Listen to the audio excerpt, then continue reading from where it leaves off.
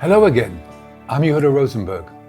Today, I want to take you into the quiet, gritty trenches of early entrepreneurship. The moment when you're not chasing users, investors, or hype, but simply trying to figure out, does anyone actually need what I'm building? We're going to talk about product market fit, but not the glamorous, buzzy kind. Today's about Rob Fitzpatrick's version, the kind that doesn't sparkle, the kind that smells like bird coffee, scrappy notes, and 10 awkward customer calls, the kind that's real. So take a deep breath. We're leaving the land of pitch decks and entering the world of conversations. Let me paint you a picture. Imagine you're building a ladder. Most founders spend months crafting it, measuring it, sanding, painting. They're obsessed with the ladder. But Rob says stop. First check if there's a wall people are desperately trying to climb. If there's no wall, no urgent need, then it doesn't matter how perfect your ladder is. No one's going to use it. This is the heart of Rob Fitzpatrick's product market fit philosophy. Find the wall, then build the ladder. Here's what usually happens. You come up with an idea, it's clever, you're excited, you tell a few friends. They say, wow, that sounds great. Your ego puffs up like a blowfish. You take that compliment as validation and sprint off to build a prototype, slap a landing page together, and maybe even spend money on ads. Rob calls this startup theater. It feels like progress, but it's often just polite lies and wishful thinking. Let's say you're building a tool to help architects manage client feedback. What you want to hear is not, oh cool, that's a clever idea. You want to hear, please, yes. Just last week I lost 3 hours chasing email threads and WhatsApp messages from clients.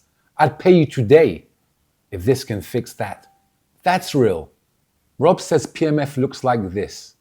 A small group of people, all experiencing the same painful problem, already trying to solve it, and willing to pay for help. No maybe someday, no sounds cool, no beta signups that ghost you later.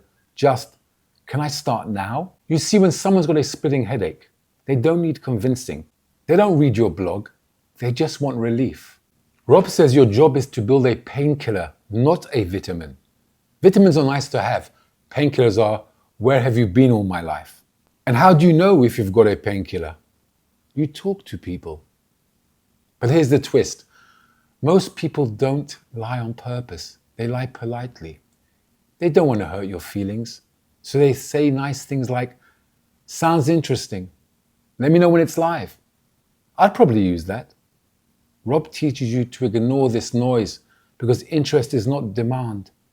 He wrote the mum test to show you how to ask questions that uncover real buying signals and avoid being misled by compliments. This is why we built Ask Rob inside Nexus AI. It's your startup truth serum. It helps you ask questions that uncover past behavior, not future guesses, spot patterns in customer interviews, validate whether the problem is deep enough, and decide before you build, is this really worth solving? It's like having Rob Fitzpatrick whispering in your ear while you talk to potential customers. Use Ask Rob when you're in the early idea stage. You've got a concept or prototype. You're not sure if people will pay. You want to build something real, not just get likes. Ask Rob doesn't help you scale your idea. It helps you avoid wasting months building the wrong one. Let's say you're walking in a desert. You meet a traveler who says, I'd love a smoothie. Sounds nice. But then you meet another traveler who's sunburned, staggering, and begs, please, water, anything. I'll give you my shoes. That's the one you build for. Find the people begging for water. That's where real product market fit begins. Thanks for walking with me today. In our next episode, we'll meet another guide, Sean Ellis, who asks a very different kind of question. Would people be upset if your product disappeared? And that, my friend, is another entirely different story. Until then, I'm Yehuda Rosenberg. Keep listening and building wisely.